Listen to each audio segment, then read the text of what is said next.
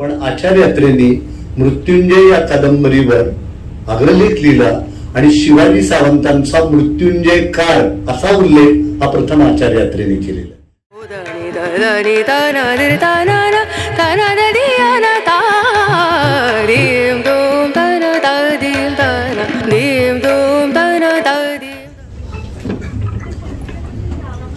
नमस्कार. वक्रतुंड महाकाय कोटी सूर्य समप्रभ निर्विघ्नं कुरु मे देव सर्व कालेषु सर्वदा. आजच्या ह्या सुंदरशा कार्यक्रमाची सुरुवात आपण एका सुंदरशा ईश संवादाने करूया. मी आमंत्रित करतो सौ आसावरी भिडे यांना. ईश्वरा करुणा करा तव नित्य ही आराधना. हे ईश्वरा करुणा करा तव नित्य ही आराधना. युगंधर साहित्यिक शिवाजी सावंत यांच्या साहित्यावर आपलं व्याख्यान द्यायला पुण्याहून खास मिलिंद जोशीजी इथं आलेले आहेत आणि त्यासाठी आपण सर्वजण इथे जमलेलो आहोत. गोवा मराठी अकादमी गेली कित्येक वर्ष मराठीच्या संवर्धनासाठी अनेक उपक्रम राबवत असते. तर एकंदरीत सगळ्यांचं स्वागत करण्यासाठी मी आणि प्रास्ताविक करण्यासाठी मी निलेश नाईक याला आमंत्रित करतो. नमस्कार. गोवा मराठी अकादमी पणजी संचलित फोंडा तालुका प्रभाग समिती आयोजित आजचं हे युगंधर साहित्यिक शिवाजी सावंत यांच्यावरील व्याख्यान आणि या व्याख्यानाला इथे उपस्थित व्यासपीठावर आजचे प्रमुख वक्ते प्राध्यापक मिलिंद जोशी सर, आमचे गोवा मराठी अकादमीचे अध्यक्ष प्राचार्य अनिल सावंत सर आणि वर्धा केडकर, इथं समोर उपस्थित माझे पत्रकार बंधू, विविध क्षेत्रातून मराठीसाठी कार्य करणारे इथं आलेले प्राध्यापक, डॉक्टर्स, लेखक, साहित्यिक आणि समोर बसलेले सगळे मराठी प्रेमी आणि माझे मित्र. आज खूप आनंद वाटतो की गेली अनेक वर्ष आपण इथं फोंड्यात मराठी अकादमीतून कार्य करत आहोत आणि साहित्य शृंखला हे एक आम्ही सुंदर असा कार्यक्रम इथे राबवला. दर महिन्याला साहित्य अभिवाचन संवाद शृंखला कार्यक्रम म्हणजे साहित्यिकांशी संवाद साधण्याचा एक सुंदर उपक्रम चालवत होता आणि त्याचे आज 10 म्हणजे 10 ऑलरेडी पुष्प झाले आहेत आणि अशा वेळी आम्हाला सावंत सरांनी एक चांगलं इथं देणगी दिली. म्हणजे आज प्रख्यात लेखक मिलिंद जोशी सरांचं इथं आपल्याला व्याख्यान ऐकायला मिळणार आहे आणि ते साहित्यिक आहेत. त्या साहित्यिकाशी असं संवाद साधण्याची संधी आणि त्यांचं व्याख्यान ऐकण्याची संधी आज आपल्याला इथं उपलब्ध गुणवंतकीयांना झाली आहे आणि त्यासाठी आपण आवर्जून थोपवत त्याबद्दल सर्वांचं इथं मी समानपूर्वक स्वागत करतो आणि आपल्या सर्वांचा सहभाग आपल्याला सदैव लाभ अशी आशा व्यक्त करतो आणि माझं इथं प्रास्ताविक आवर्त घेतो आणि सगळ्यांना परत एकदा मनापासून इथं आजच्या कार्यक्रमाचे स्वागत करतो. धन्यवाद. पाहुण्यांची थोडीशी ओळख करून घेऊया. मी आमंत्रित करतो प्रेमानंद नाईक यांना की आजचे जे व्याख्याते आहेत खास पुण्यावरून आलेले आहेत, लय भारी असे मिलिंद जोशीजी यांचा परिचय करावा.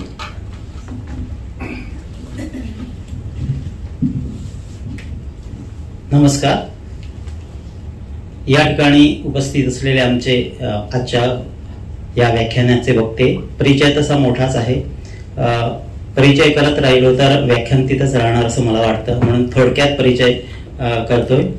प्राध्यापक मिलिंद गोविंदराव जोशी, कार्याध्यक्ष मराठी साहित्य परिषद पुणे, शिक्षण स्थापत्य अभियंता, सध्या व्यवसाय प्राध्यापक स्थापत्य अभियांत्रिकी विभाग, भारती विद्यापीठ, अभिमत विद्यालयाचे अभियांत्रिकी विद्यालय पुणे, तसंच विभाग प्रमुख जनसंपर्क विभाग, भारती विद्यापीठ पुणे, त्याचबरोबर संपादक विचार भारती, भारती विद्यापीठ पुणे.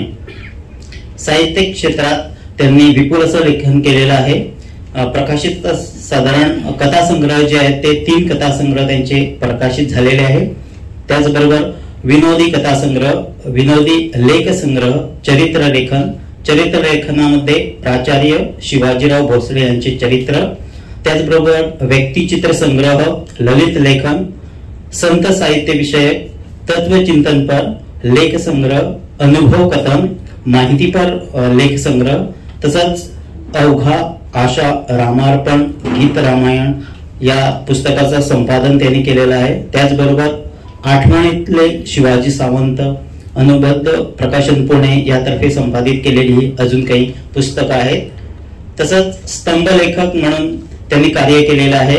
दैनिक सकाळ, दैनिक लोकमत, लोकसत्ता, महाराष्ट्र टाइम्स, सामना, पुढारी, दिव्य मराठी अशा वेगवेगळ्या महाराष्ट्रातील दैनिकामध्ये त्यांनी लेखन केलेलं आहे. त्याचबरोबर अंतर्नाद या मराठीतील दर्जेदार वाङ्मयीन नियतकालिकेत सलग 4.5 वर्षे पुस्तक परीक्षणाचं सदर त्यांनी चालवलेलं आहे. त्याचबरोबर आकाशवाणीवरील चिंतन या सदरासाठी लेखन केलेलं आहे. वेगवेगळ्या जसं आज व्याख्यान झालं होत आहे या ठिकाणी, तसं भारताबरोबर America, Singapore, Dubai, Abu Dhabi, Malaysia येथेही त्यांची व्याख्यानं संपन्न झालेली आहे. तसंच अरविंद आश्रम दिल्लीच्या वतीने नैनिताल येथे सलग 8 दिवस रोज 2 तास योगी अरविंद चरित्र आणि तत्वज्ञान या विषयावर त्यांनी व्याख्यान केलेलं आहे. अजून एक महत्वाची गोष्ट म्हणजे विवेकानंदांच्या 150व्या जयंती वर्षाच्या निमित्ताने महाराष्ट्रात स्वामी विवेकानंद या विषयावर 100 व्याख्यानं त्यांची संपन्न झालेली आहे. असे हे आजचे आमचे व्याख्याते प्राध्यापक मिलिंद जोशी. धन्यवाद. यानंतर मी विनंती करतो की निलेश नाईक यांना की त्यांनी आज आपले प्रमुख वक्ते मिलिंद जोशी यांना पुष्पगुच्छ येऊन त्यांचं स्वागत करावं.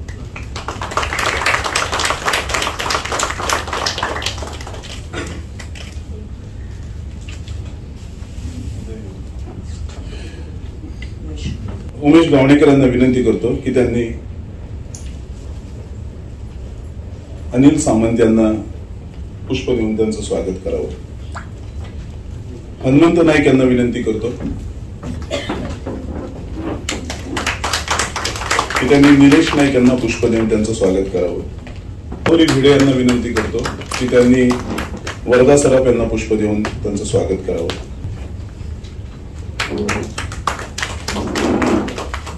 तसे सभागृहात आपल्याकडे 101 असे मान्यवर सगळे आलेले आहेत. सुरेश नाईक पासून, डॉक्टर देव पासून, महेश पारकर, सगळेच मला खूपच मानाचे वाटतात. पण इथे काही मान्यवरांना आम्ही पुष्प देऊन त्यांचं स्वागत करू इच्छितो. श्रुतीला विनंती आहे की पत्रकारांना त्यांनी पुष्प द्यावं. नरेंद्र तारी, शीतल स्वामी जरा पुढे यावं. त्यानंतर सदानंद सतरकर,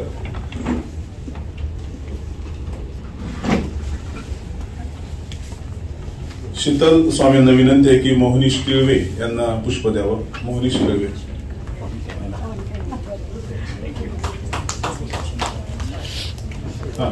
प्रमोद नाईक आणि यामिनी मडकईकर.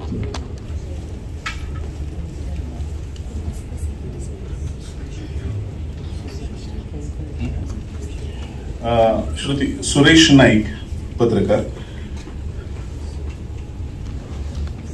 धन्यवाद. आपण सर्वजण खूपच मानाचे असे इथे आमंत्रित सगळेजण आहात. मी पुन्हा एकदा तुमचं सगळ्यांचं स्वागत करतो आणि कार्यक्रमात पुढे वळतो.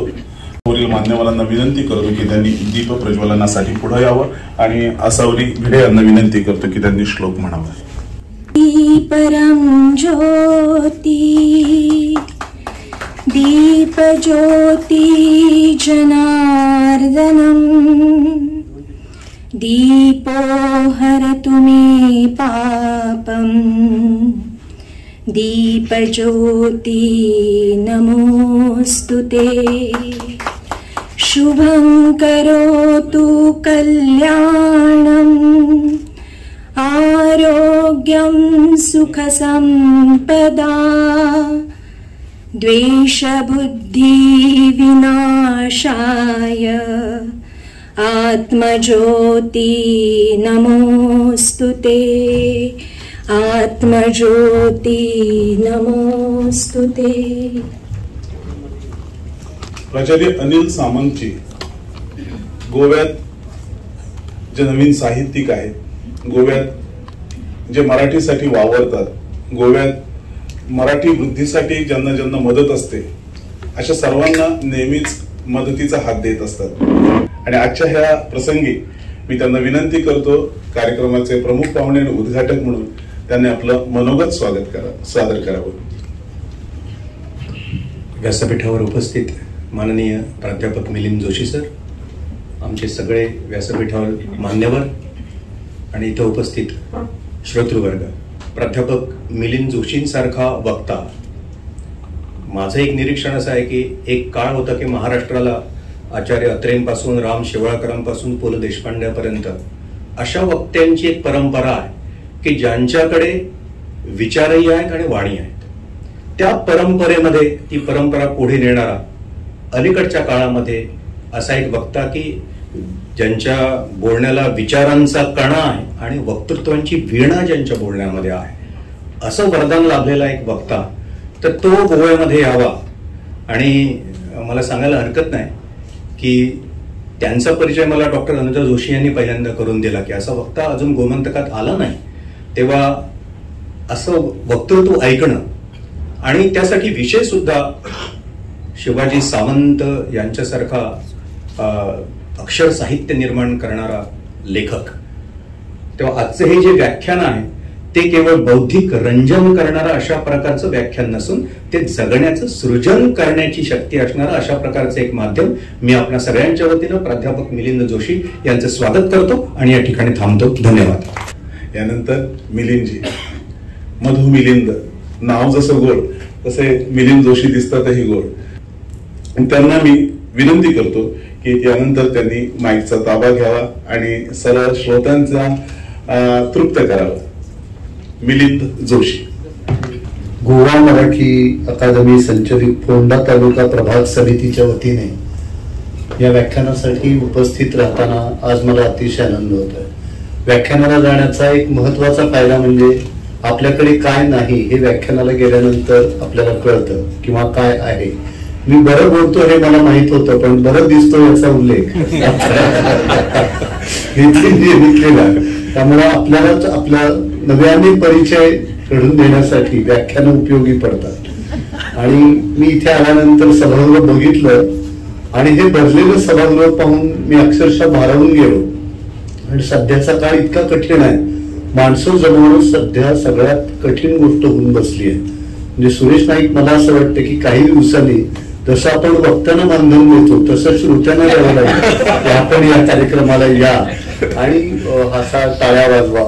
आणि याचा दोष श्रोत्यांनाही देता येणार नाही। काही वक्ते इतके वृक्ष बोलतात, इथून पुढच्या काळामध्ये श्रोत्यांचा सुद्धा विमा उतरवावा लागेल की यांना काही मानसिक त्रास झाला तर काय। त्यामुळे अशा पार्श्वभूमीवरती उत्तम व्याख्यानांचं आयोजन या विभागाने केलं, याचा मला अतिशय आनंद होतो। आणि अनिलजी ज्या निष्ठेने काम करतायत तर त्यासाठी मी इथे यायचं ठरवलं। डॉक्टर अनुजा जोशी यांच्याशी परिचय होता आणि सुरेश नाईक तर माझे अगदी जुने सहकारी आहेत, तेव्हा या सगळ्या आठवणींना नव्याने उजाळा मिळावा यासाठी मी खरं या ठिकाणी आलो। आणि मला खरोखरीच आनंद वाटला की आपली अकादमी अतिशय उत्तम रीतीने काम करते आहे।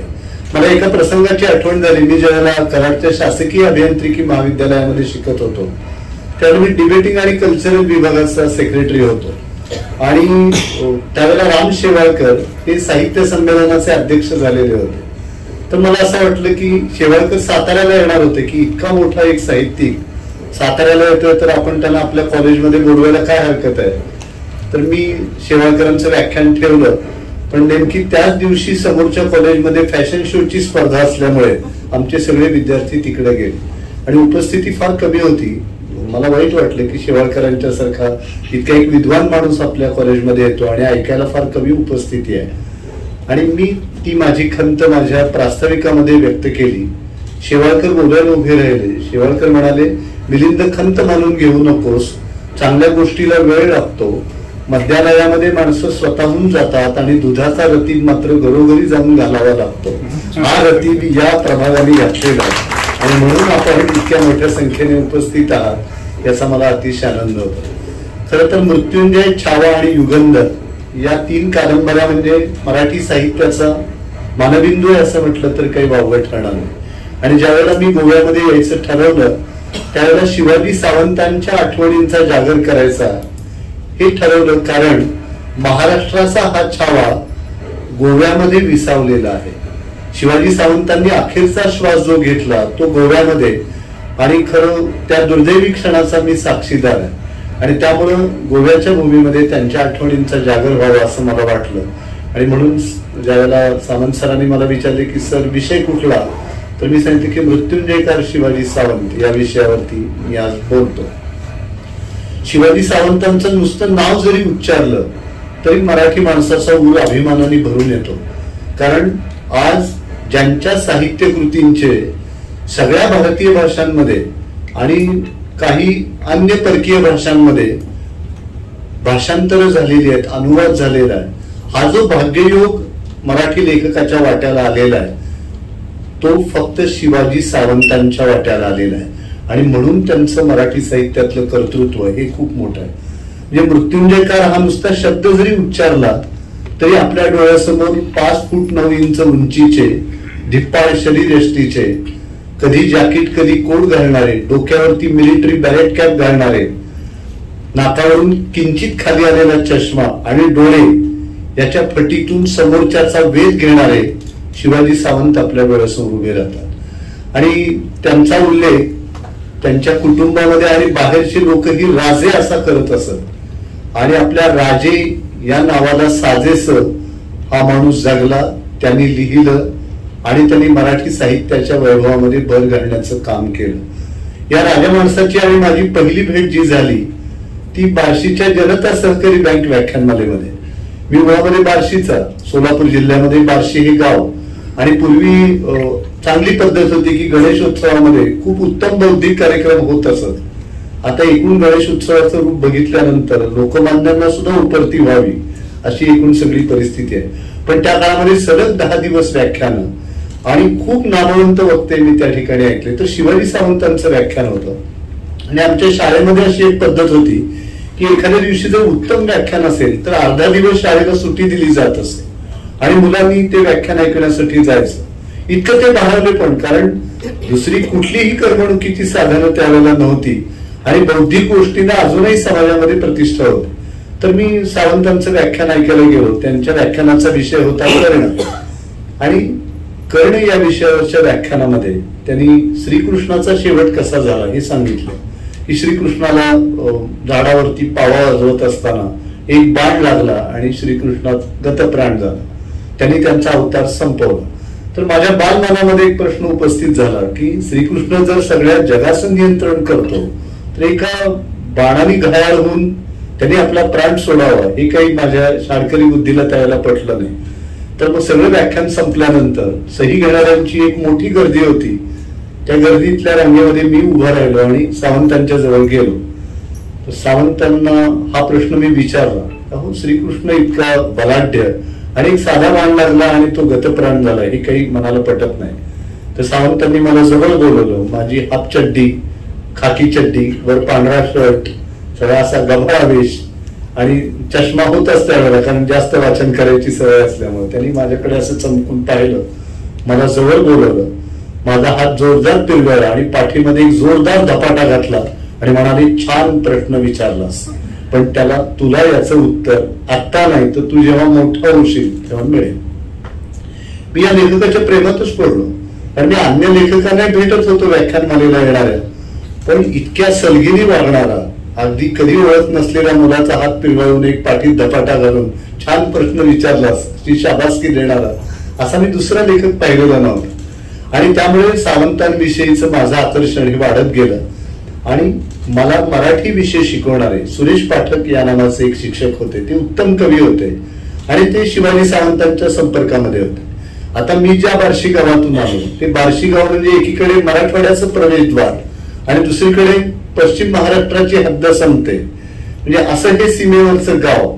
आणि शिवाजी सावंतांना हे गाव अतिशय आवडायचं. याचं कारण बार्शीची ज्वारी आणि बार्शीची डाळ ही जगामध्ये प्रसिद्ध आहे.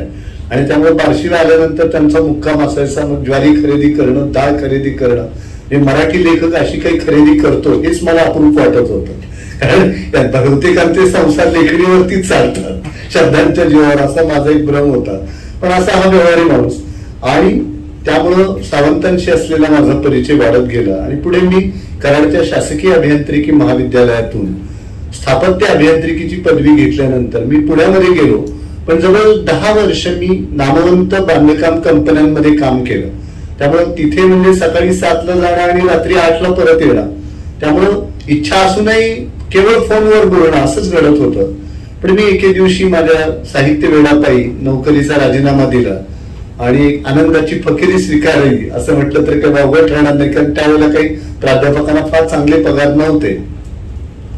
मग माझा शिवाजी सावंतांशी असणारा जो संबंध आहे तो वाढत गेला. आपल्याला आश्चर्य वाटेल की शिवाजी सावंतांनी मृत्युंजय ही कादंबरी त्यांच्या वयाच्या 23व्या वर्षी लिहिलेली आहे.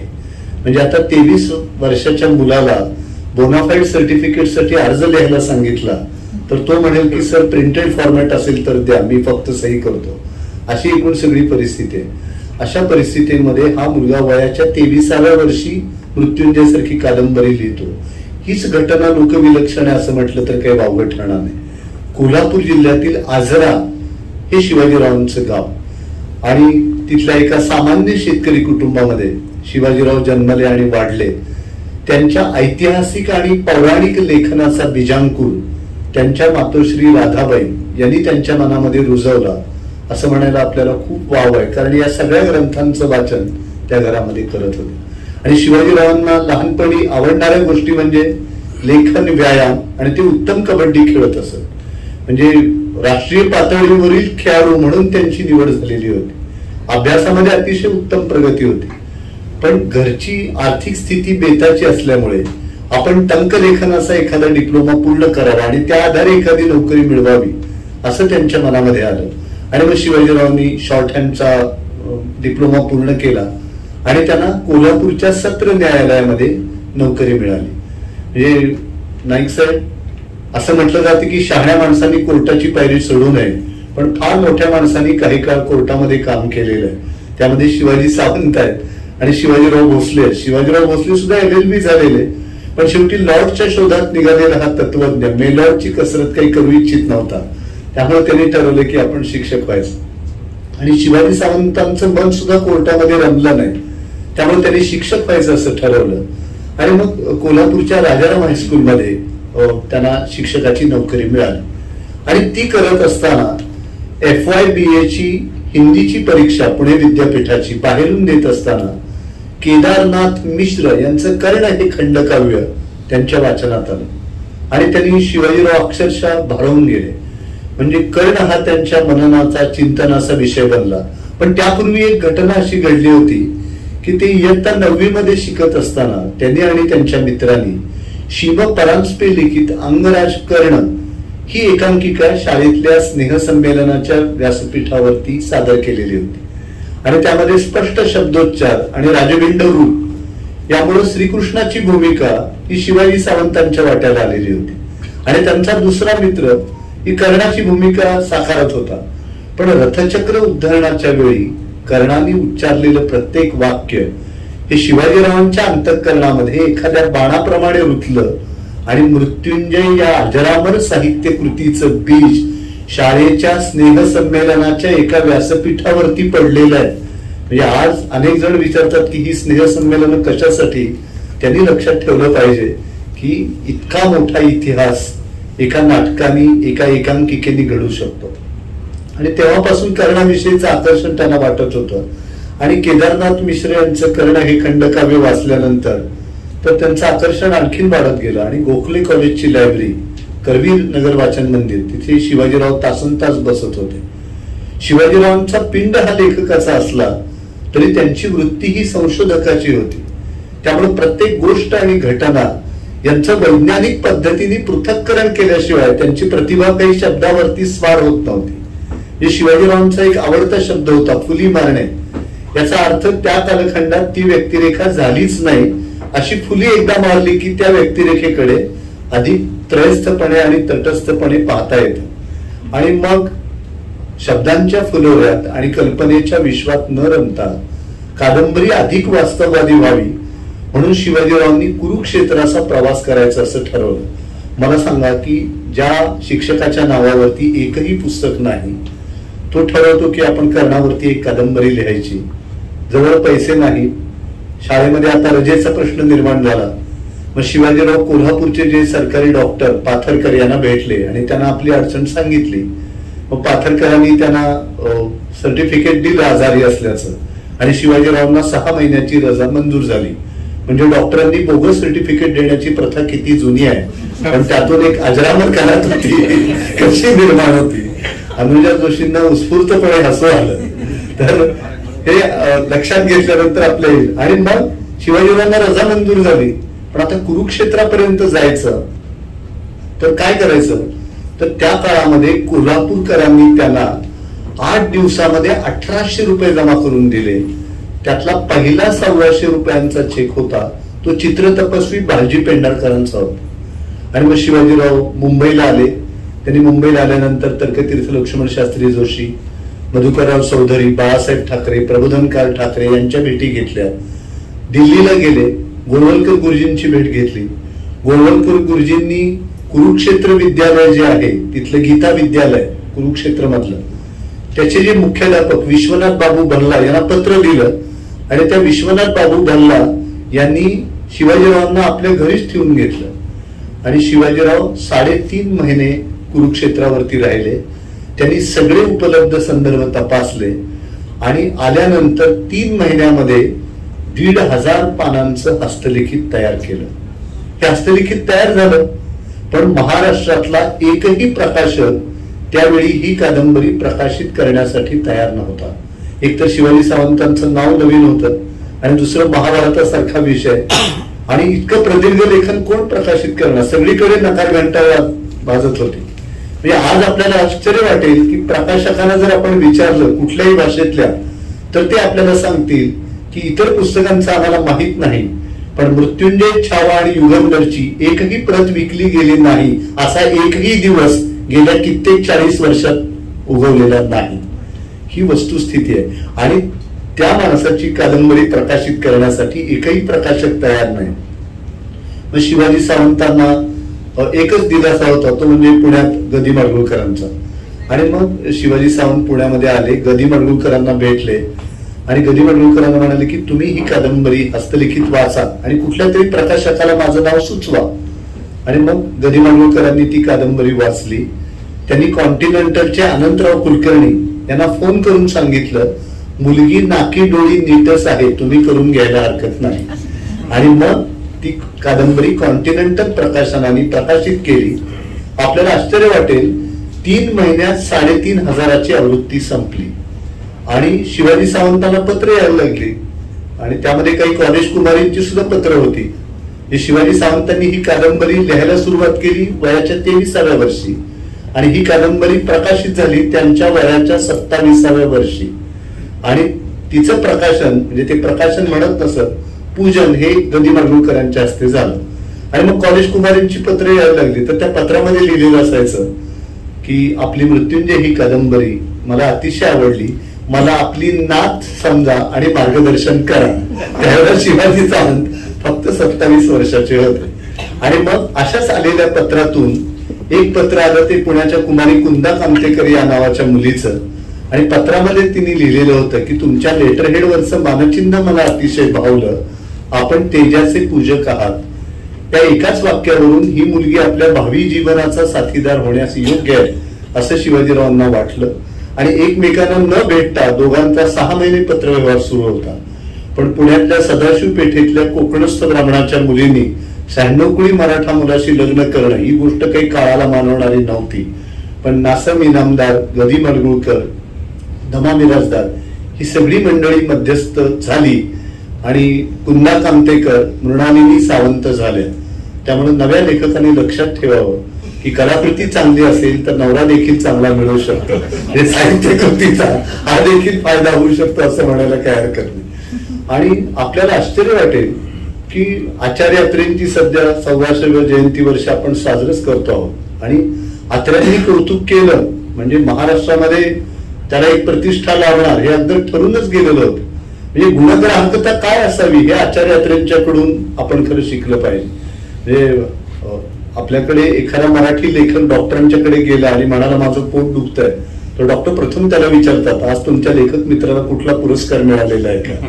हे अशी एकूण सगळी मानसिकता असताना इथे आचार्य अत्रेंच्यांनी सारख्या गृहस्थांनी मृत्युंजय ही कादंबरी स्वतः विकत घेतली आणि कादंबरीवरती अग्रलेख लिहिला. आज लेखक गेल्यावर तरी अग्रलेख छापून येईल की नाही हे माहित नाही, पुस्तकाच्या परीक्षणाला तर कुठेच जागा राहिली नाही. पण आचार्य अत्रेंनी मृत्युंजय या कादंबरीवर अग्रलेख लिहिला आणि शिवाजी सावंतांचा मृत्युंजय काळ असा उल्लेख हा प्रथम आचार्य अत्रेंनी केलेला. आणि आचार्य अत्रे त्या अग्रलेखामध्ये लिहिलेलं होतं की अनंत विदग्ध भावना कल्लोळांनी मृत्युंजय ही कादंबरी वाचकांचं मन ढवळून काढते आणि ग्रामीण भागातल्या एका 23 वर्षाच्या मुलांनी हे शिवधनुष्य पेललंय. मी त्याचं मनपूर्वक अभिनंदन करतो. आणि ज्यावेळेला आचार्य अत्रेंनी मराठामध्ये अभिनंदन केलं, महाराष्ट्राचं लक्ष शिवाजी सावंत या लेखकाकडे वेधलं गेलं.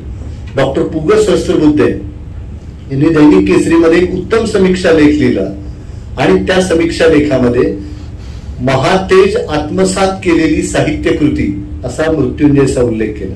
आणि त्यामध्ये पु ग सहस्त्रबुद्धेने असं लिहिलंय की जसं सूर्याचं तेज प्रखर आहे आणि सूर्यासमोर उभं राहणं कठीण आहे, तसं महाभारताचं तेज सुद्धा कठीण आहे, त्या तेजासमोर उभं राहणं कठीण आहे.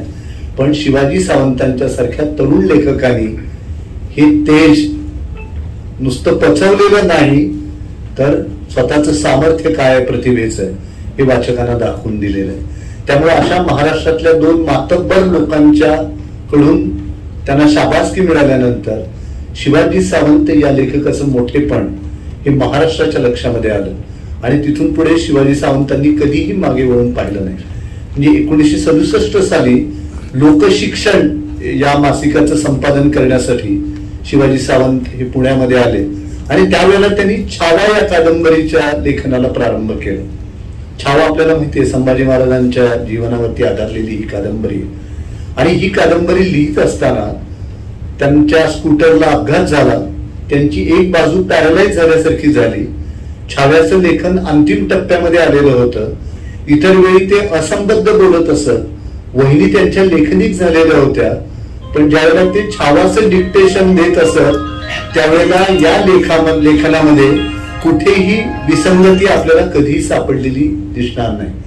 तर हे त्यांचं जे एक वैशिष्ट्य होतं की एखाद्या विषयावरती लक्ष केंद्रित केलं तर पूर्ण समर्पित भावनेने ते सगळं लेखन करायचं. आणि मग छाव्याचं ते संबंध लेखन जे आहे ते शिवाजी सावंतांनी सांगायचं आणि वहिनींनी लिहून काढायचं, अशा पद्धतीने पूर्ण झालं.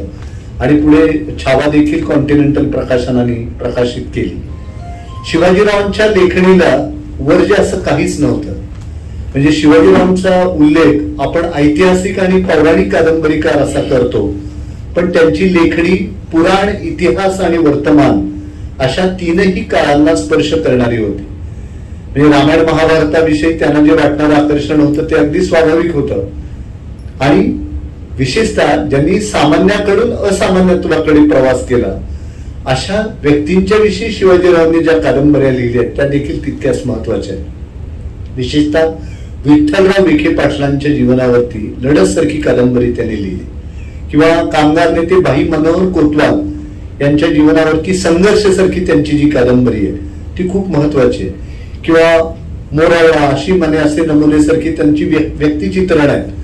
किंवा क्रांतिसिंह नाना पाटलांची गावरान बोली याचं त्यांनी जे संपादन केलेलं आहे हे सगळं खूप महत्वाचं आहे. शिवाजीरावांच्या या संबंध लेखन प्रवासाचा धांडोळा घेत असताना आपल्याला एक गोष्ट जाणवते की शिवाजीरावांना भव्यत्वाची आणि दिव्यत्वाची ओढ होती. त्यांनी कुठल्याही व्यक्तिरेखांच्या मधलं न्यूनत्व कधी शोधलं नाही, त्यातलं भव्यत्व शोधलं. ते उथळ पाण्यामध्ये रमणारे नव्हते, त्यांना अथांग अमर्याद अशा सागराची ओढ होती. आणि त्यामुळं मानवी इतिहासातील महापुरुषांच्या सामर्थ्यांचा आणि मर्यादांचा वेध घेण्याची एक विलक्षण शक्ती ही शिवाजी सावंतांच्याकडे होती. आणि म्हणून ते युगंधर साहित्य, त्यांचा जो उल्लेख केला जातो तो त्या अर्थाने केला जातो की समकालीन जीवनाची रूप आपल्या साहित्यातून मांडण्याचं काम हे तुलनेनं सोपं असतं. कारण आजूबाजूच्या परिसराचा सामाजिक रूपरस स्पर्श ध्वनी याचा त्यांना आधार लाभलेला असतो आणि वाचकांनाही तो आधार परिचयाचा झालेला असतो. पण जो काळ लेखकांनी पाहिलेला नाही, जो काळ वाचकांनी पाहिलेला नाही, जो काळ लेखकांनी अनुभवलेला नाही, जो काळ वाचकांनी अनुभवलेला नाही, जो पूर्वसुरींच्या अभिजात साहित्य कृतीतून आणि इतिहासातल्या पानापानातून धुक्याचे अनेक पदर लपेटून उभा आहे, तो विश्वसनीयरित्या वाचकांच्या समोर उभं करणं यासाठी फार अव्वल दर्जाची प्रतिभा लागते. ती शिवाजी सावंतांच्याकडे होती आणि म्हणून शिवाजी सावंत हे वेगळे ठरतात. शिवाजी सावंतांनी त्रोटक आटोपशीर असं काही लिहिलं नाही. जे काही सांगायचं ते सविस्तर विस्तृत अशी त्यांची एक लेखनाची रीत होती आणि त्यामुळं त्यांनी जे जे काही लिहिलं त्या सगळ्या कादंबऱ्यांचा उल्लेख महाकादंबऱ्या असा केला जातो. म्हणजे कादंबरी लेखनाचं एक वैशिष्ट्य आहे की कादंबरी लेखन ही एक जोखीम असते. कारण आपणच निर्माण केलेल्या रंगमंचावर आपल्याच लेखणीतून साकारलेल्या व्यक्तिरेखांच्या आधारे आपल्यालाच पडलेल्या प्रश्नांची उत्तरं हा कादंबरीकार शोधत असतो आणि हे त्याच्यासाठी एक फार मोठं आव्हान असतं. तर ते आव्हान शिवाजी सावंतांनी अतिशय समर्थपणे पेललं आणि युगंधर सारखी त्यांची जी कादंबरी आहे श्रीकृष्णाच्या जीवनावरती त्यांनी लिहिली. मी शिवाजी सावंतांना अनेकदा विचारलं की तुम्हाला रामायण आणि महाभारत यामध्ये महाभारताचं जास्त आकर्षण का वाटतं, तर त्यांनी दिलेली उत्तर पहा. ते असं म्हणाले की रामायण जीवन कसं असावं हे सांगतं आणि महाभारत जीवन कसं आहे हे सांगतं. महाभारत म्हणजे मानवी जीवनाचा आरसा. इतकी 1000 वर्ष झाली पण या आरशाला साधा तडा गेला नाही, एक टवका उडाला नाही. मानवी जीवनाच्या अशा कोणत्या पाऱ्याचा लेख त्याला लावलाय तो काही समजत नाही आणि म्हणून त्यांना महाभारताविषयी जास्त आकर्षण वाटत होतं. आणि म्हणून कर्ण आणि श्रीकृष्ण या ज्या व्यक्तिरेखा आणि त्यांच्यावर आधारित त्यांनी ज्या महाकादंबऱ्या लिहिल्या त्यामध्ये एक सूत्र आपल्याला दिसतं. आणि शिवाजीरावांचं एक वैशिष्ट्य होतं, म्हणजे नव्या पिढीच्या कादंबरीकारांनी ते लक्षात ठेवलं पाहिजे की शिवाजीराव कुठलीही कादंबरी लिहिण्यापूर्वी त्याची एक तयारी करणं हा जो भाग आहे. कारण शेवटी नुसत्या प्रतिभेच्या बळावरती महान साहित्यकृती निर्माण करता येत नाही. तुम्हाला अनुभवाचं साधनेचं संचित त्या प्रतिभेच्या पाठीशी उभं करावं लागतं. आणि त्यामुळं कुरुक्षेत्रावरती गेले, तो संबंध परिसर पाहिला, युद्ध कशी झाली असतील याची कल्पना केली. श्रीकृष्णावरती कादंबरी लिहित असताना द्वारकेपासून सगळीकडे जाऊन आले, तिथले सगळे संदर्भ त्यांनी तपासले आणि त्यामुळे अशा पद्धतीने अभ्यास करून एखादी कादंबरी लिहिणं आणि ती लिहित असताना जणू शिवाजीराव ते जीवन जगतायत आणि तो संबंध काळ आपल्या समोर उभा करतायत, जणू काही त्या काळामध्ये ते उपस्थित होते. एवढी अव्वल दर्जाची प्रतिभा ही शिवाजी सावंतांच्याकडे होती. आणि या माणसाचं चिंतन किती खोल होतं. म्हणजे युगंधर ही कादंबरी लिहिण्यापूर्वी युगंधर एक चिंतन या नावाची एक पुस्तिका त्यांनी लिहिली होती आणि त्या पुस्तिकेच्या आधारे मग युगंधर ही कादंबरी त्यांनी लिहिली. तर मी काही भाबडे प्रश्न शिवाजी सावंतांना नेहमी विचारले. त्यातला पहिला प्रश्न असा की रामायण आणि महाभारतापैकी तुम्हाला महाभारताचं आकर्षण काय वाटतं. तसा दुसरा प्रश्न मी त्यांना विचारला की कर्ण आणि श्रीकृष्ण ज्या ज्यावेळी एकमेकांच्या समोर आले त्यांनी एकमेकांचा अपमान कधी केलेला नाही. म्हणजे कर्णाचा अपमान दुसऱ्यांनी केलेला इतर पांडवांनी, पण श्रीकृष्णाने कधी केलेला नाही. तर शिवाजी सावंतांच्या सारख्या ललित लेखकाने जे उत्तर दिलं ते इतकं महत्वाचं आहे. शिवाजी सावंत असं म्हणायचे की या दोघांचाही प्रवास जन्म झाल्यानंतर पाण्यातून झालेला आहे. त्यांच्यामध्ये असणारं आकर्षण हे जलतत्वाचं आकर्षण आहे आणि त्या धाग्यांनी ते बांधले गेलेले आहेत आणि त्यामुळे त्यांनी एकमेकांचा अपमान कधी केला नाही. मी त्यांना विचारलं की कर्ण आणि द्रौपदी यांच्यामध्ये काही आकर्षण होतं का. तर शिवाजी सावंतांच्या सारखा प्रतिभावंत लेखक किती वेगळ्या पद्धतीने विचार करतो. शिवाजी सावंत म्हणाले तो सूर्यापासून जन्माला आलेला, ही यज्ञातून उत्पन्न झालेली, त्यांच्यामधलं आकर्षण हे शारीरिक आकर्षण नव्हतं तर ते तेजाला तेजाचं असणारं आकर्षण होतं. या पद्धतीने चिंतन करणं आणि त्या सगळ्या व्यक्तिरेखा उभं करणं ही शिवाजी सावंतांची खरी खासियत होती. आणि म्हणून आजकाल काय झालंय की आज कादंबरी लिहायची, उद्या प्रकाशित करायची, परवा पुरस्कार घ्यायचा आणि चौथ्या दिवशी ती विसर्जित करायची, अशी एकूण सध्या सगळी रीत चाललेली आहे. पण शिवाजी सावंतांच्या सारखा माणूस हा एकेका गोष्टीसाठी किती थांबत होता हे आम्ही अगदी जवळून पाहिले. विशेषतः छावा ही जी कादंबरी आहे त्या छावा कादंबरीमध्ये शेवटचा जो प्रसंग आहे की संभाजी महाराज आणि कवी कलश या दोघांनाही कर्कचून बांधलेला आहे आणि मग त्यांना भेटण्यासाठी औरंगजेब येतोय आणि औरंगजेब आल्यानंतर औरंगजेबाच्या मनामध्ये तो बघतो की यांना इतकं कर्कचून बांधून ठेवून सुद्धा यांच्या डोळ्यातलं तेज अजिबात कमी झालेलं नाही. आणि मग औरंगजेबाच्या मनामध्ये विचार येतो आणि शिवाजी सावंतांच्या सारखा ललित लेखक लिहितो. औरंगजेब असं म्हणतो, इतने बच्चे पैदा हुए हमारे, तैमूर का एक खानदान, क्यों एक भी नाबकार की आंखें हमने नहीं देखी ऐसी, आफ्ताब से रिश्ता बनाने वाली. असा विचार औरंगजेबाच्या मनामध्ये येतो आणि विचार आल्यानंतर त्याला रागही येतो आणि मग तो आदेश देतो की दख्खनी निकाल दो बेमुर्रत आंखें, जलती सांडस घुमाव इसकी आंखों में. आणि ते पुढचं सगळं वर्णन आपल्याला माहिती आहे, काय क्रूर पद्धतीने त्यांचा सगळा शेवट केला गेला. तर औरंगजेब जात असताना संभाजी महाराज औरंगजेबाला उद्देशून एक अपशब्द उच्चारतात. तर तो कुठला असावा यासाठी छाव्याचं लेखन 6 महिने थांबलेलं होतं. आपण म्हणू काय शिवीच द्यायची तर पटकन देऊन टाकतो, आपल्याकडे ओव्या द्यायलाही वेळ नाही आणि शिव्या द्यायला वेळ नाही. तर पुढे शिवाजी सावंतांनी असं लिहिलं, संभाजी महाराजांच्या तोंडचं ते वाक्य आहे औरंगजेबाला उद्देशून, सुअर के बच्चे शेर के बच्चे जीते है तो भी शेर जैसे और मरते है तो भी शेर जैसे. आणि मी सावंतांना विचारले की इतक्या शिवीसाठी तुम्ही इतका वेळ थांबला. तर ते म्हणाले की साधी सुधी शिवी नव्हती, एका राजपुत्राने एका राजाला दिलेली शिवी. म्हणजे स्फूर्तीच्या अत्युच्च क्षणाची वाट पाहणं आणि मग दर्जेदार कलाकृती निर्माण करणं, हे जे सावंतांचं एक वेगळेपण होतं ते आपल्याला या 3 कादंबऱ्यांमधून आवर्जून दिसतं. मृत्युंजय या कादंबरीचं वेगळेपण म्हणजे नोबेल पुरस्कारासाठी नामांकन झालेली मराठीतली एकमेव कादंबरी म्हणून मृत्युंजय, तिचा आपल्याला अभिमान वाटला पाहिजे. कलकत्त्याच्या केला कंपनीकडून नोबेल पुरस्कारासाठी तिचं नामांकन झालेलं होतं आणि तिला भारतीय ज्ञानपीठाचा मूर्तिदेवी पुरस्कार हा मिळालेला होता. पण दुर्दैवाची गोष्ट अशी की मराठी समीक्षकांनी जितक्या गांभीर्याने शिवाजी सावंतांच्या लेखनाकडे पाहायला पाहिजे होतं तितक्या गांभीर्याने ते पाहिलं नाही.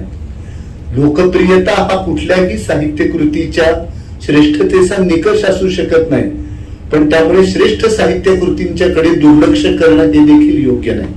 साहित्यातील नवतेच्या दबावाखाली असणाऱ्या तत्कालीन समीक्षकांनी इथली माती, माणसं आणि संस्कृती यातून प्रेरणा घेऊन निर्माण केलेल्या शिवाजी सावंतांच्या कलाकृतीकडे दुर्लक्ष केलं. यात शिवाजी सावंतांचं काही नुकसान झालं नाही, पण मराठी समीक्षेची कूपमंडूक वृत्ती या निमित्ताने आपल्या समोर आली आणि त्यामुळे समीक्षकांनी जरी दुर्लक्ष केलं तरी वाचकांनी या सगळ्या कादंबऱ्यांना डोक्यावरती घेतलं. सगळे अफाट लोकप्रियतेचे आणि विक्रमाचे सगळे विक्रम जे आहेत ते सगळे या कादंबऱ्यांनी मोडले. आपण अन्य कुठल्याही भाषांमध्ये जा, त्या भाषांमध्ये आपल्याला एकच कादंबरी मराठीमधनं गेलेली दिसेल, एकच लेखकाची, ती म्हणजे शिवाजी सावंतांची. हे शिवाजी सावंतांचं जे वेगळेपण आहे. तर या पार्श्वभूमीवरती शिवाजी सावंतांना अखिल भारतीय मराठी साहित्य संमेलनाचं अध्यक्षपद मिळालं पाहिजे असं सगळ्यांना वाटत होतं आणि त्या दृष्टीने प्रयत्न सुरू झाले.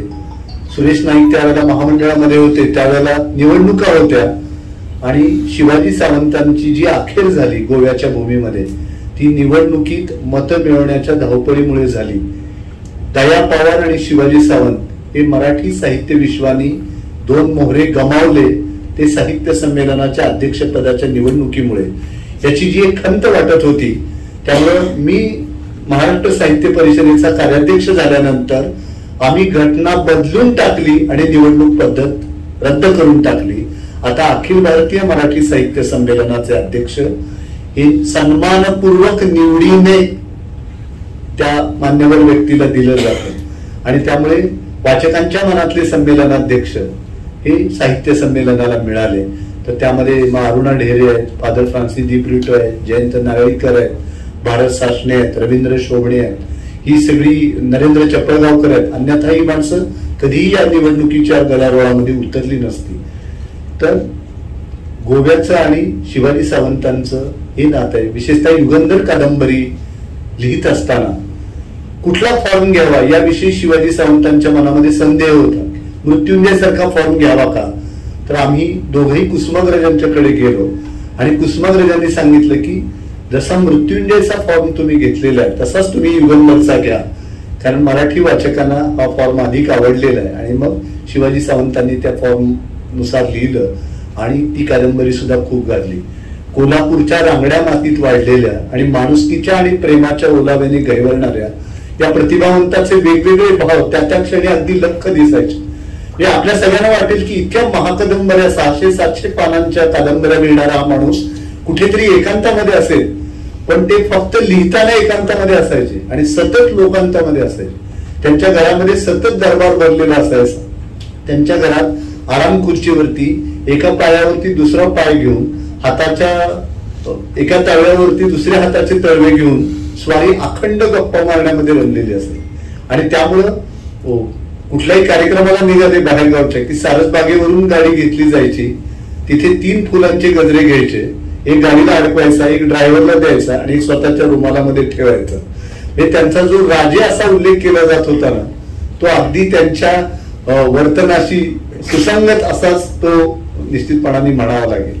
आणि ते त्याच थाटामध्ये आणि शैलीमध्ये जगले. सावंतांचं एक वेगळेपण होतं की कोल्हापूरचं रक्त असल्यामुळे अशी थेट प्रश्न विचारण्याची त्यांना एक सवय होती. म्हणजे मला आठवते की किल्लारीचा भूकंप झाल्यानंतर पुण्याच्या टिळक स्मारक मंदिरामध्ये एक मंत्री आले होते आणि ते म्हणाले की किल्लारीमध्ये भूकंप झालाय, तुम्ही सगळ्यांनी मदत करायला हवी. तर शिवाजी सावंतांनी हात वर केला आणि भर सभेमध्ये त्याला विचारलं, तुम्ही किती गिरण्या दिल्या? त्यामुळे त्या मंत्र्याची पाचावरती दारड बसली. तर असं थेट प्रश्न विचारण्याची एक शक्ती ही त्यांच्याकडे होती आणि स्वभाव अतिशय मिश्किल होता. त्यांची ती मिलिटरी बॅरेट कॅप असल्यामुळे ते एकतर पोलिसांमधले असावेत किंवा मिलिटरी मधले असावेत असंच लोकांना वाटायचं. आणि त्यामुळे गाडी जर काही कारणाने अडवली तर ते लोक ह्यांना सलाम करून गाडी पुढे पाठवून द्यायचे. अशा सुद्धा गमती शिवाजी सावंतांच्या बाबतीमध्ये घडायची. आणि त्यांना किती प्रकारचा वाचक वर्ग मिळाला. म्हणजे त्यांना भेटण्यासाठी वैमानिक यायचे आणि ते म्हणायचे की मृत्यूंजय असल्यामुळे आम्हाला मृत्यूची भीती वाटत नाही. रोहिणी खाडीलकर या चेसपटू एकदा सावंतांना भेटायला आल्या आणि थोडी ऑड वेळ असल्यामुळे खालीच पार्किंग मध्ये थांबल्या. तर मग वहिनीने विचारलं, आपण कुणाला भेटायला आलं? त्या म्हणाल्या, मी सावंतांना भेटायला आलो. आणि त्यांनी सांगितलं की चेसचे 2 डाव खेळून झाल्यानंतर मी मृत्युंजयचं एखादं पान वाचते, मला लढण्याची प्रेरणा मिळते. आणि शिवाजी सावंतांना ज्यावेळेला मूर्तीदेवी पुरस्कार मिळाला त्यावेळेला दिल्लीतल्या एका अनौपचारिक कार्यक्रमामध्ये अटल बिहारी वाजपेयींनी सांगितलं की राजकारणामध्ये सुद्धा नैराश्य येतं, पण त्या नैराश्यावर मात करून पुन्हा कसं उभं राहायचं हे मृत्युंजय या कादंबरीमुळे मला बळ मिळतं. आणि त्यांनी शिवाजी सावंतांचा जो उल्लेख केला अटल बिहारी वाजपेयींनी, ते भारतीय पातळीवरील श्रेष्ठ कादंबरीकार असा केलेला आहे. आणि हे शिवाजी सावंतांचं मोठेपण होतं असं म्हणावं लागेल. स्वभाव अतिशय गमतीशीर होता. आणि त्यामुळे मला आठवते की आम्ही ज्यावेळेला गोव्यामधल्या मतदारांना भेटण्यासाठी निघालो तर पुण्याहून निघालो आम्ही आणि सातारा रोडला एक हॉटेल आहे, पुणे सातारा रोडला, त्या हॉटेलमध्ये गेलो, पिठलं भाकरी वगैरे सगळी मागवली आणि नेहमीप्रमाणे अगोदर पिठलं आलं, मग भाकरी आल्या, थोड्या वेळाने कांदा आला, खूप वेळ मागितल्यानंतर मग पाणी आलं, असं सगळं झालं. पण काउंटरवरती एक बाई बसलेल्या होत्या आणि मग आमचं जेवण झाल्यानंतर शिवाजी सावंत बिल देण्यासाठी गेले. तर त्या बाई म्हणाल्या की सर, मी तुमचं इतकं सगळं वाचलेलं आहे आणि आमच्या 3 पिढ्या मृत्यूंजयावरती घडलेल्या आहेत, मी काही तुमच्याकडनं बिल घेणार नाही, पण माझ्या हॉटेलमध्ये काय सुधारणा असावी हे तुम्ही सांगाल का? तर सावंतांनी बोट केलं, म्हणाले तो जो माणूस इकडे तिकडे फिरतोय ना त्याला प्रथम हाकलून द्या म्हणाले, तो काही कामाचा नाही. ती बाई म्हणाले, तो माझा नवरा आहे.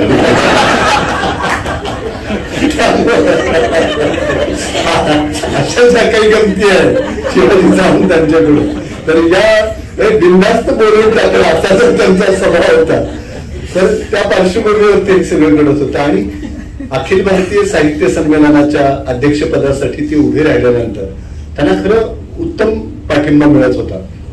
आणि त्यांची बोलण्याची पद्धत अशी होती, माझ्या कॉलेजच्या खूप रजा झाल्या, कारण मी विदर्भ मराठवाड्याचा दौरा केला. तर मी शिवाजीरावांना सांगितले की सर, आता माझ्या रजा संपलेल्या आहेत, मला आता प्राध्यापकीचा राजीनामा द्यावा लागेल. तर ते म्हणाले काही घाबरू नकोस.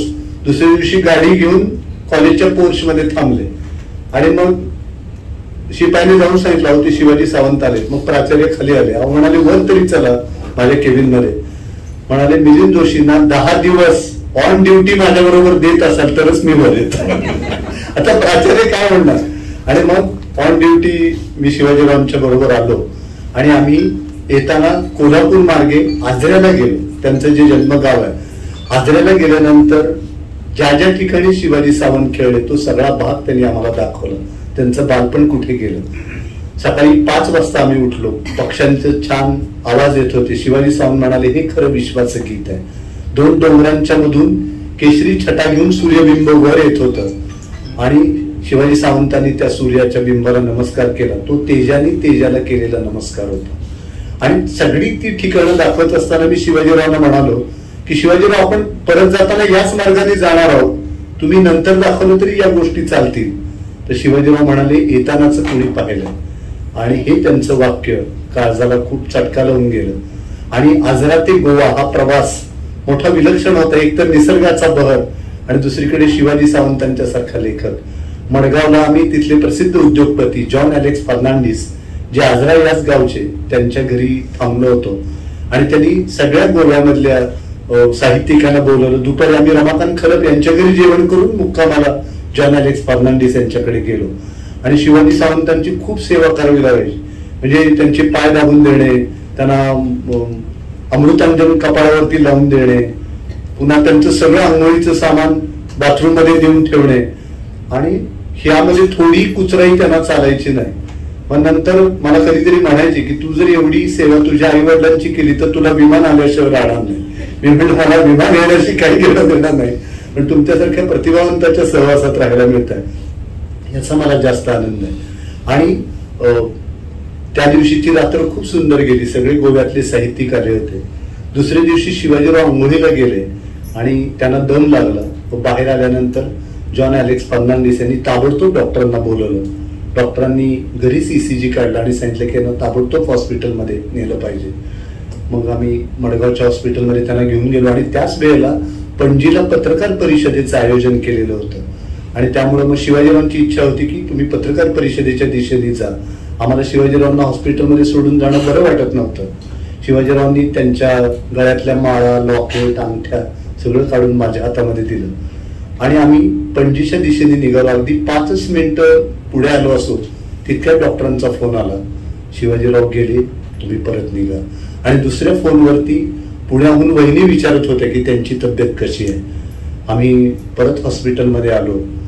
वयाची आणि मोठेपणाची कसलीही तमा न बाळगता समोरच्या माणसाशी एकरूप होणारा हा युगंधर साहित्यिक, युगंधर श्रीकृष्णाच्या आत्मरूपाशी एकरूप झाला होता.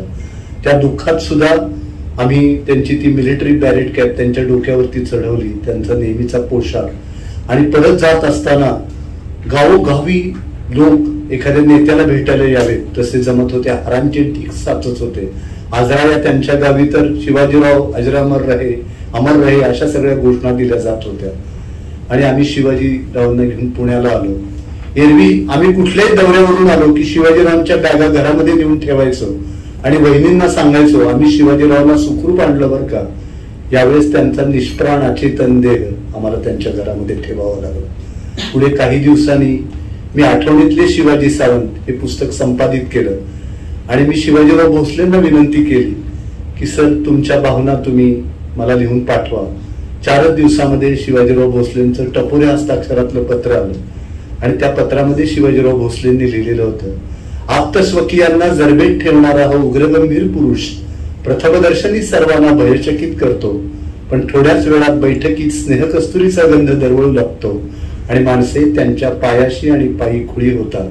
देहाने घरात, मनाने कुरुक्षेत्रात आणि कल्पनेने श्रीकृष्णाच्या सहवासात वावरणारा हा माणूस थोरल्या महाराजांच्या दरबारात दाखल होतोच कसा. शिवाजीरावांचा श्रीकृष्ण जरी इंग्रजी अवतार घेऊन युरोपीय राष्ट्रात प्रकट झाला तर शिवाजीराव हा मराठी साहित्य सृष्टीतला न मावळणारा सूर्य ठरेल. आजरा या गावाने आजवर गोड गरांनी भरलेले फणस आणि सुगंधी तांदूळ महाराष्ट्राला दिले, पण त्यापेक्षाही शिवाजीराव सावंत ही अनमोल भेट देऊन त्यांनी महाराष्ट्र लक्ष्मीस अलंकृत केले. आपल्या गावच्या ऋणातून मुक्त होण्यासाठी परत आलेले शिवाजीराव आजऱ्यातल्या एखाद्या पाळण्यात असतील, गावकऱ्यांनी लक्ष ठेवावे. ते पत्र वाचत असताना अक्षरशः माझ्या डोळ्यातले अश्रू त्या पत्रावरती पडून मलाच ती सगळी अक्षरं अस्पष्ट दिसत होती. काही दिवसांनी सावंतांचा मुलगा हा भाजी मंडईमध्ये गेला की ज्या भाजीवालीशी अतिशय अदबीनं बोलून शिवाजीराव भाजी खरेदी करत असत, त्याचा क्षौर केलेला होता. त्यांनी भाजी घेतली, ती भाजीवाली देखील पैसे घ्यायला तयार होईना. तेव्हा लक्षात येतं की शिवाजीराव सावंत साहित्यिक म्हणून तर मोठे होतेच, पण माणूस म्हणूनही खूप मोठे होते. अशा या महान साहित्यिकाला अभिवादन करण्याची संधी या व्याख्यानाच्या निमित्तानं आपण दिली, त्याविषयीची कृतज्ञता व्यक्त करतो आणि आपली रजा घेतो. एकंदरीत आपण समारोपाकडे चाललेलो आहोत. मी पुन्हा एकदा आपले जे मान्यवर आहेत, अनिल सामंत सर, निलेशजी वर्धा आणि दशरथ परब इथे आता उपस्थित झालेले, त्यांनी व्यासपीठावर यावं अशी मी विनंती करतो. यानंतर मी निलेश नाईक यांना विनंती करतो की आजच्या कार्यक्रमाचे आठवण म्हणून एक स्मृतिचिन्ह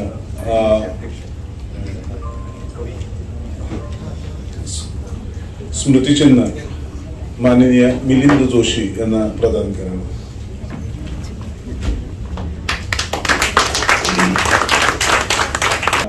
आता आभार प्रदर्शनासाठी मी आमंत्रित करतो सचिव प्राध्यापिका वर्धा गाडगेकर. नमस्कार. आजच्या कार्यक्रमाचे व्याख्याते, उत्कृष्ट वक्ते, कथा, ललित लेखन, व्यक्तिचित्र, चरित्र अशा अनेक वाङ्मय प्रकारांची निर्मिती करणारे महाराष्ट्र साहित्य परिषदेचे कार्यवाह प्राध्यापक श्री मिलिंद जोशी यांनी आज आपल्या रसाळ वाणीने शिवाजी सावंतांच्या साहित्य कृतीची आम्हाला नव्याने ओळख करून दिल्याबद्दल मराठी अकादमी तसेच मराठी अकादमी फोंडा प्रभाग तर्फे मी त्यांचे मनपूर्वक आभार मानते. त्याचप्रमाणे आजच्या कार्यक्रमाचे प्रमुख पाहुणे आमचे माननीय सर प्राचार्य श्री अनिल सामंत सर हे इथे उपस्थित राहिले आणि आम्हाला योग्य ते मार्गदर्शन केल्याबद्दल त्यांचे मी खूप खूप आभार मानते. इथे उपस्थित असलेले सन्माननीय अतिथी गोवा मराठी अकादमी पणजी कार्यकारिणी सदस्य व फोंडा प्रभारी इन्स्टिट्यूट मेनेजिस ब्रागांजाचे सदस्य अध्यक्ष श्री दशरथजी परब यांचेही खूप खूप आभार. इथे उपस्थित इतर संस्थांचे अध्यक्ष, श्रोते वर्ग, पत्रकार यांचेही खूप आभार. हा कार्यक्रम सफल करण्यासाठी गट सदस्यांनी सहाय्य केल्याबद्दल त्यांचे मी आभार मानते. आता सौ आसावरी भिडे यांनी गायलेल्या पसायदानाने या कार्यक्रमाची सांगता करण्यात येईल. धन्यवाद. आता विश्वात्मके देवे येणे वाग्यज्ञे तोषावे, दोषो निमज द्यावे पसायदा सारे गा मा गा रे गा मा दा नि सा नि दा नि दा दा नि दा सा नि दा नि सा रे गा रे सा नि रे सा नि दा नि सा नि दा मा गा रे सा नि रे सा रे तो दा दा